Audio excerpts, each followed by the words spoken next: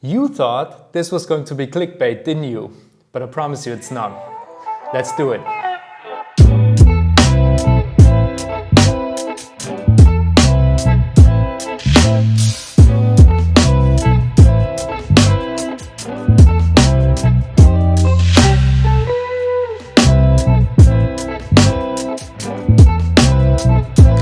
The watch I have for you today is the Patek Philippe Nautilus reference 5712. Let's get into it, shall we? The Nautilus is kind of its own thing. It is a bit of a phenomenon because I believe it's the first time in the whole watch world that the number 2 is actually more popular than the number 1. I guess it is because there are a lot more variations of the Royal Oak, and there have been a lot more variations of it over time. When it comes to the Nautilus, there has always been one major model. Over the years, it was always a little bit smaller, and I believe it was 2007 or 8 or maybe 2006 or something like that. The 5711 was introduced, and after that, this was kind of the modern era of the Nautilus in 40mm of diameter. It was like the first modern version of it. After that, years have passed and there have been more variations of the Nautilus, different complications. So the chronograph, the moon phase, and so on and so forth. Most of them have been discontinued until now. So the 5711 discontinued, at least the blue one. I don't even begin with the green one because this is kind of the biggest unicorn in the whole watch world. So the 5711, the three-hander,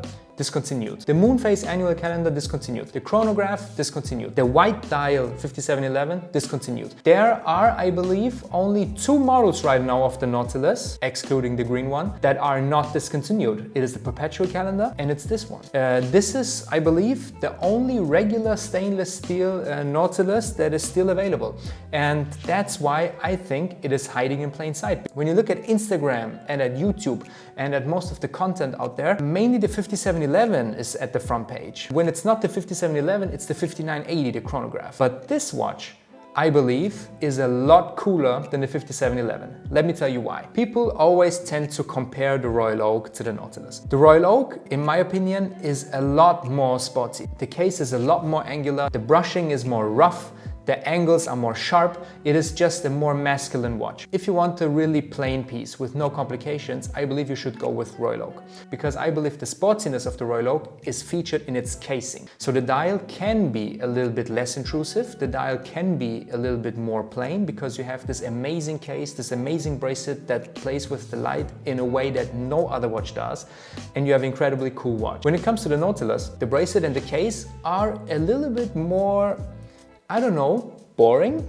because you don't have these angles that the Royal Oak has. You see, the Nautilus's design is very much Patek Philippe and not very much AP. So the case and the design of the watch are very elegant. If you now combine that with a three-hander, you get a very sporty watch because it features no complications from the brand Patek Philippe that is famous for its world-leading complications in a very elegant design.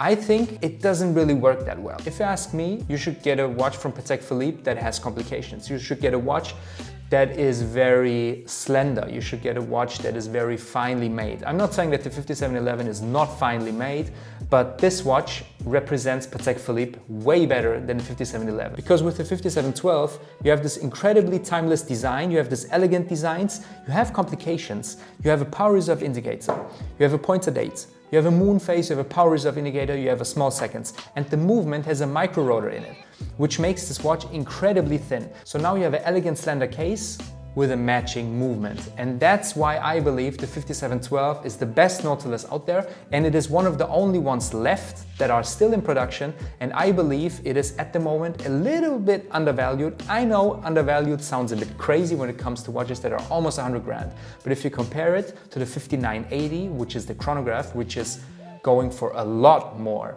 and the 5711, which is more or less at the same price than this one, I think you can make out what this thing will be when it gets discontinued as kind of the last stainless steel Nautilus that has been in production. So that's been it, guys. This was not a review of the 5712. I believe you have seen plenty of those. You know what the watch is, but this was a video about how I feel that this thing is hiding in plain sight. I hope you liked this video. Please give it a thumbs up. Please like and share this video, and please subscribe to the channel to get more of this content.